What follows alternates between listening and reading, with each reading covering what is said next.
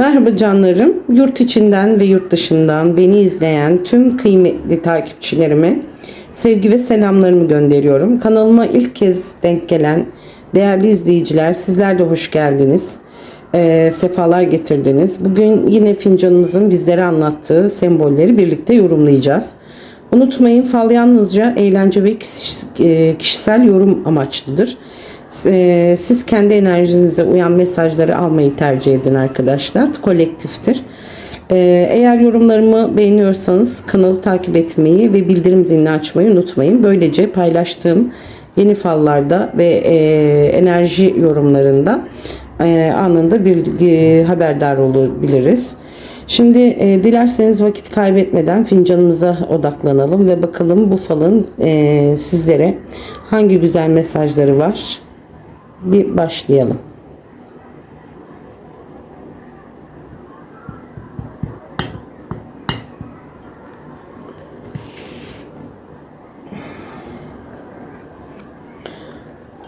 Şimdi öncelikli olarak şöyle bir fincanımıza bakmak istiyorum. Neler var, neler yok arkadaşlar.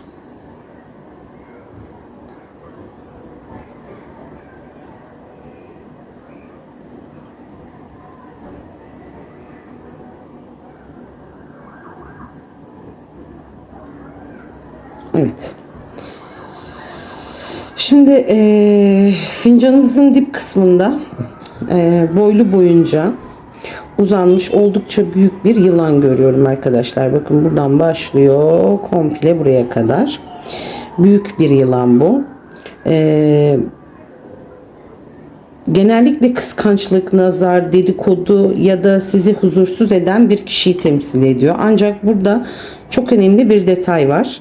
Telveler fincanın kenarlarına doğru toplanmış ve dağılım şeklinde olarak da baktığımızda bu sıkıntıların artık sizden uzaklaşmaya başladığını söyleyebiliriz. Yani üzerinizde biriken negatif enerjiler, dertler ve sizi yoran olaylar kenara itilmiş.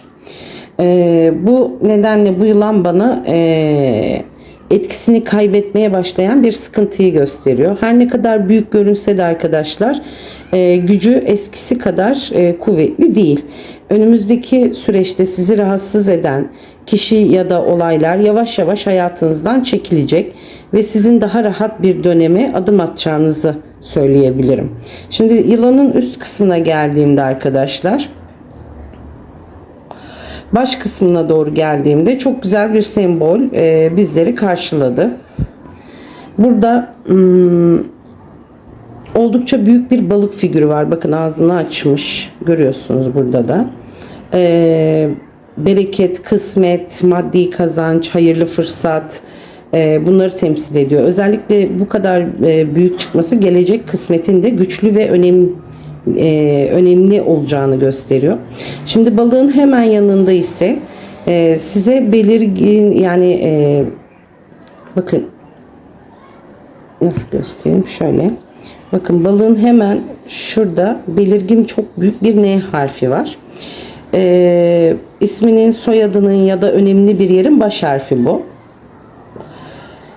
Ya da N ile başlayan bir kişi ya da ismin içinde olan, bazılarınız için ise alınacak bir haberin ya da gerçekleşecek önemli bir gelişmenin içinde N harfi dikkat çekebilir arkadaşlar.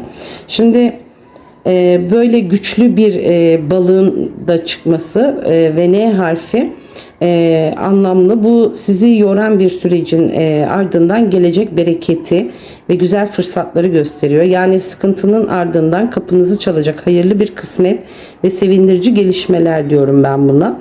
Şimdi Yunus balığının hemen arkadaşlar altında bir arı görüyorum. Bu baş kısmının ucunda çalışkanlığı, bereketi, emek verecek, elde edilecek kazancı ve güzel haberleri simgeliyor arı. Uzun zamandır verdiğiniz emeğin karşılığını almaya başlayacağınız bir dönem. İş bu olur, eğitim olur ya da maddi konularda sabrınızın boşa gitmediğini gösteren oldukça önemli bir sembol bu. Şimdi yılanın başının önünde yer alması ise bu da sizi yoran bir engelin veya olumsuz bir kişinin etkisinin emekleriniz ve gelecek güzel gelişmeler sayesinde geride kalacağını anlatıyor. Şimdi Yunus balığının getirdiği büyük kısmetiyle arının temsil ettiği bereket birleşince önünüzde hem maddi hem de manevi anlamda sevindirici bir sürecin açıldığını söyleyebiliriz arkadaşlar.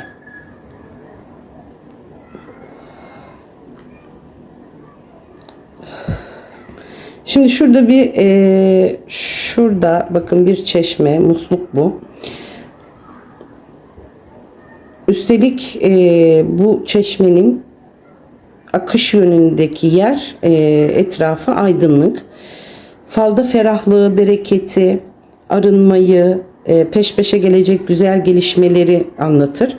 Hayatınızda sizi bunaltan konuların ardından adeta içinizi rahatlatacak bir döneme giriş yapacaksınız. Kısmet kapılarının açılması demektir. Güzel haberler almanız ve dileklerinizin yavaş yavaş gerçekleşmeye başlaması da bu sembolün verdiği mesajlar arasında arkadaşlar. Şimdi çeşmenin etrafının bu kadar aydınlık olması ise enerjinin son derece temiz olduğunu gösteriyor. Önünüzde umut dolu, hayırlı ve bereketli bir süreç var. Hem maddi hem de manevi anlamda ferahlayacağınız, yüzünüzü güldürecek gelişmeler yaşayacağınızı görüyorum arkadaşlar.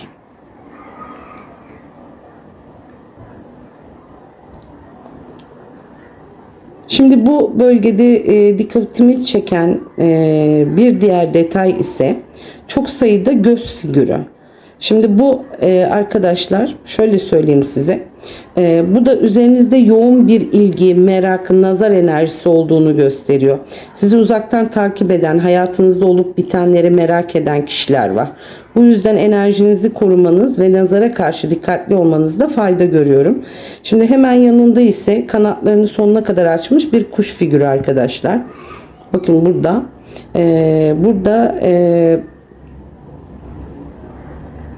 Sanki nasıl diyeyim, fincanın ağız kısmına doğru, yakın kısmına doğru ilerliyor.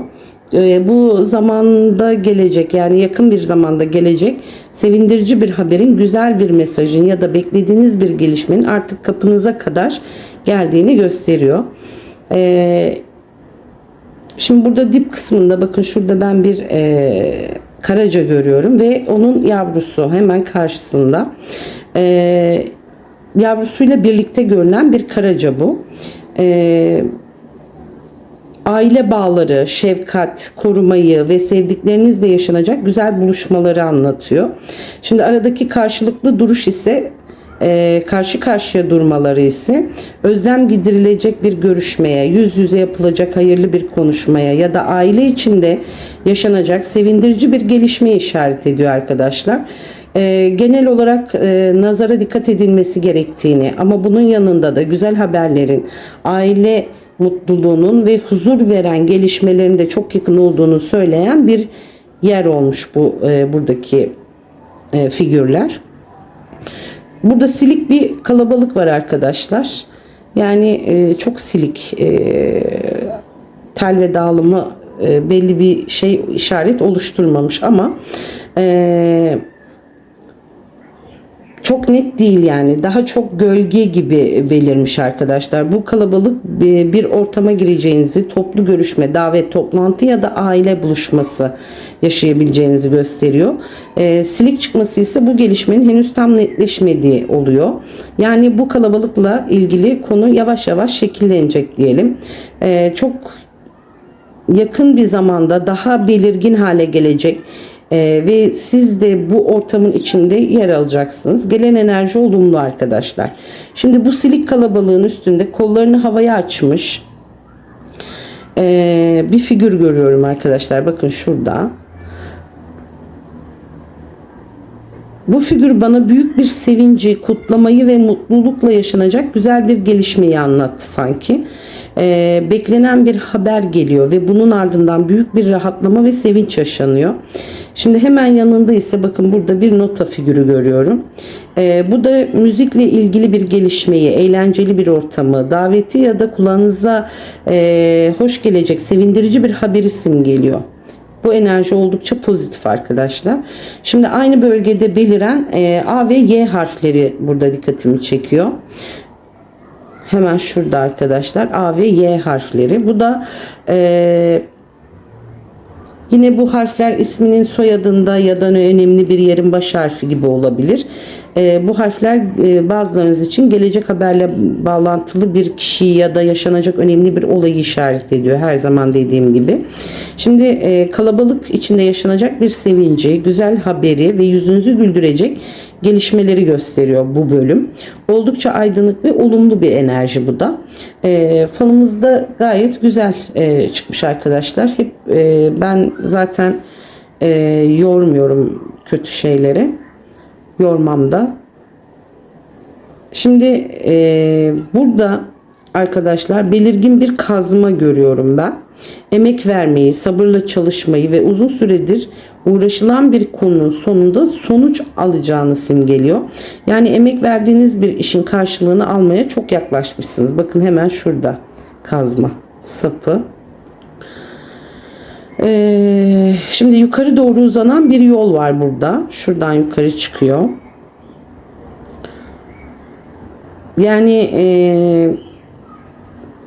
bu yol kısa ya da uzun bir yolculuğu, taşınmayı, resmi bir işi ya da hayatınızda başlayacak önemli bir süreci gösterebilir. Yolun açık olması önünüzdeki engellerin yavaş yavaş kalkacağını gösteriyor arkadaşlar. Şimdi ağız kısmına ulaştığı yerde ise bir çanta görüyorum arkadaşlar. Yolculuk, taşınma, iş. Bakın şurada bir çanta var. İş görüşmesi ya da elinize geçecek önemli bir fırsat anlamına geliyor.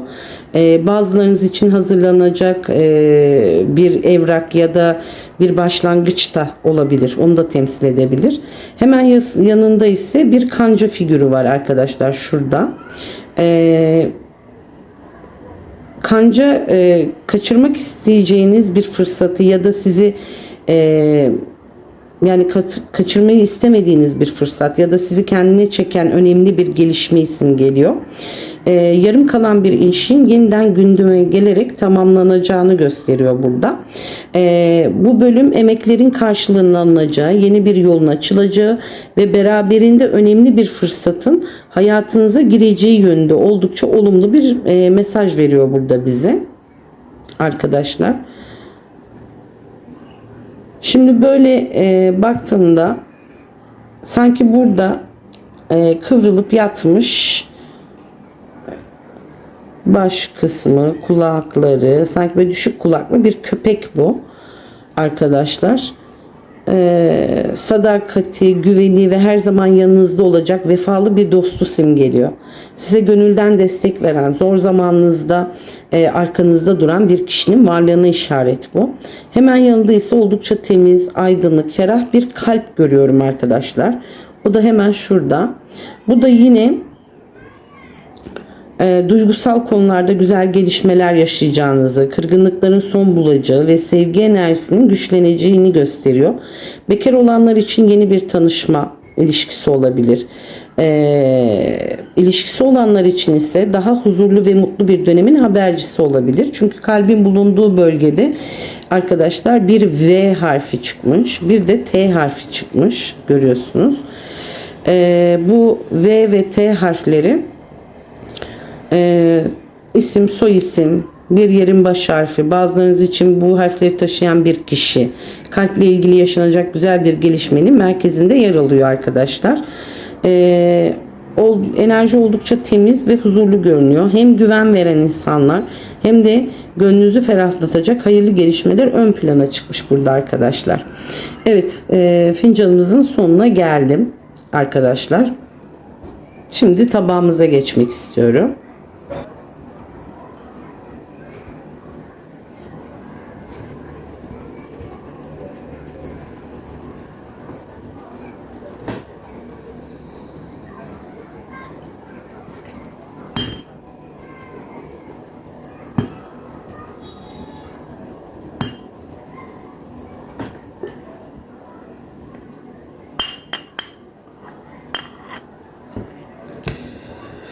Şimdi tabağımıza geldiğimde arkadaşlar burada bir sanki aile görüyorum ben. Bakın çocuk, anne ve baba. Arka arka bunlar bir aile arkadaşlar. Yani burada güzel bir aile bu. Birlik, huzur ve dayanışmayı simgeliyor. Aileyle ilgili sevindirici bir gelişme, birlikte alınacak güzel bir karar ya da uzun zamandır beklenen bir buluşma arkadaşlar. Ev içinde mutluluğun artacağı, kırgınlıkların tatlıya bağlanacağı ve sevgi bağlarının daha da güçleneceği bir dönem işaret ediyor. Şimdi bazılarınız için bu figür yuva kurma, evlilik, çocuk haberi ya da aileyi ilgilendiren hayırlı bir gelişmenin habercisi. Genel olarak bu sembolün enerjisi oldukça sıcak ve koruyucu, hatta bereketli görünüyor arkadaşlarım. Şimdi burada onun haricinde hanenin içine baktığımda bir kalabalık var. Yoğun görünüyor. Tatlı bir telaş burada var arkadaşlar. Peş peşe yaşanacak gelişmeler, misafirlikler ve aileyi ilgilendiren hareketli bir süreç söz konusu. Şimdi burada bir telefon ahizesi benim dikkatimi çekti ve bu aşağıdaki aileyle ilgili bu ahize.